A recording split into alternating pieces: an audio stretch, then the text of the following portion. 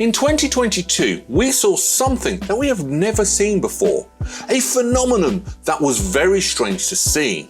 It, of course, was the porpoising or bouncing that we saw from most of the cars last season. Some teams struggled more than others, such as Mercedes, who had it the worst, whilst Red Bull had no bouncing at all as they walked away with both the Drivers' and Constructors' Championships. Whilst Mercedes fell to P3 in the standings, it was clear for everyone to see that this porpoising was taking a very adverse effect on the performances of the cars.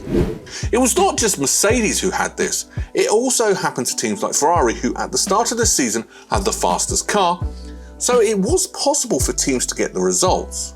In today's video, we're going to discuss what exactly porpoising for some of you that do not know, which teams had it the worst, how the FIA tried to fix the issue, and of course, could teams still be dealing with the issue for the 2023 season?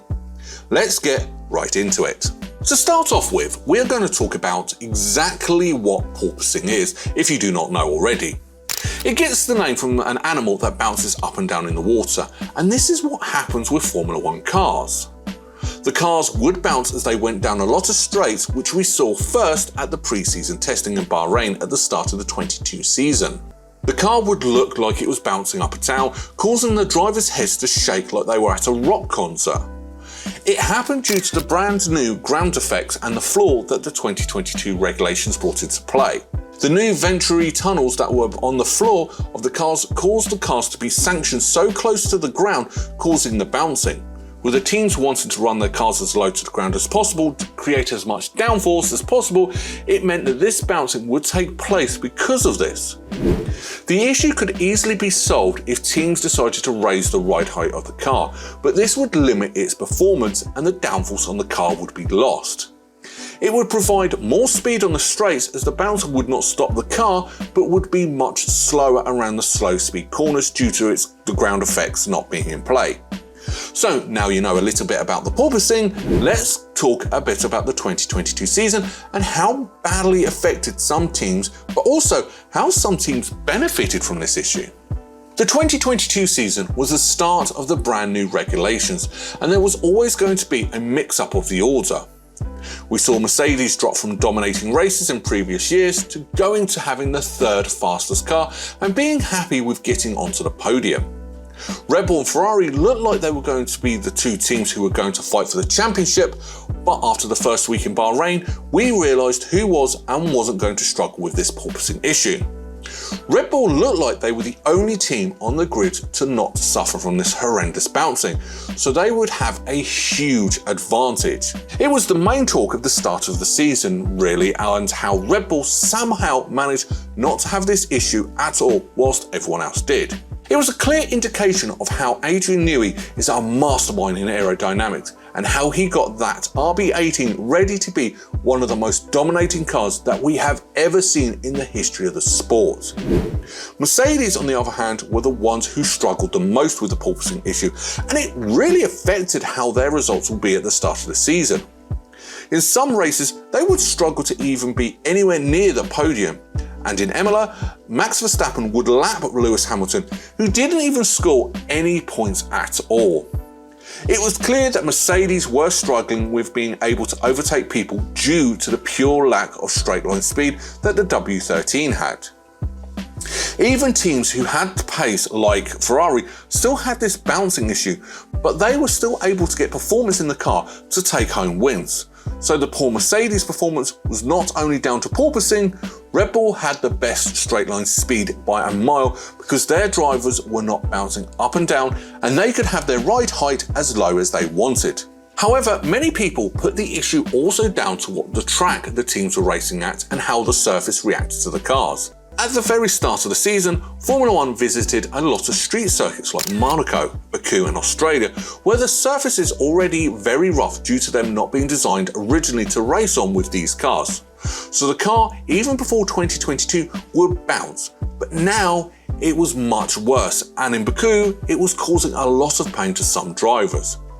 But after the race, there were hardly any street circuits, and the Mercedes especially didn't even see the bouncing as much as we did at the start of the season.